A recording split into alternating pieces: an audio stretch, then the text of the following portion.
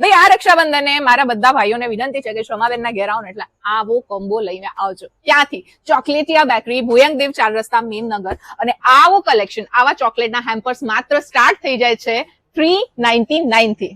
ભાઈ ખાલી રક્ષાબંધન નહીં, આવે છે આપણી જન્માષ્ટમી, અને જન્માષ્ટમીમાં પણ આ ટાઈપના સુપર ગિફ્ટિંગ ઓપ્શન્સ પણ અહીંયા મળશે. ભાઈ આ જુઓ, બ્લેક ચના ચિપ્સ, કિનોઆ ભુજિયા અને એની સાથે બીટરૂટ ભુજિયા, આવી યુનિક એર ફ્રાયર બધી જ વસ્તુઓ જેમ ડાયટ કરતા હોય એમના માટે સ્નેક્સના ઘણા બધા હેલ્ધી ઓપ્શન્સ, અને હા, ઉપવાસ માટે ફરાળી ઘણી બધી આઈટમ્સ. ભાઈ મેમનગર વાળાઓ, ભુયંગદેવ વાળાઓ, તમને આ ચોકલેટિયા બેકરીનું ખબર પડી કે ના પડી?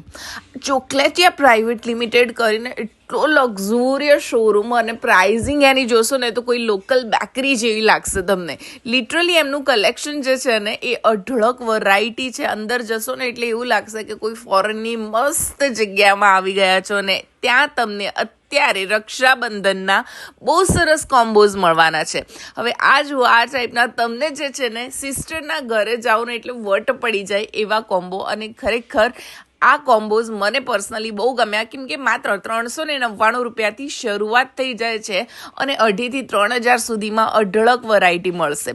કોઈ બેબી શાવરમાં જાઓ કે કોઈના ઘરે બેબી આવ્યું હોય તો જાઓ, બર્થડે હોય કે પછી હોય કોઈ શુભ પ્રસંગ, અહીંયા તમને બધું કોમ્બો મળી જવાનું છે. આ ટાઈપની 0 આલ્કોહોલ ફ્રૂટ બિયર્સ બી મળશે, અને એની સાથે કેક્સમાં પણ ઘણી બધી વેરાયટી.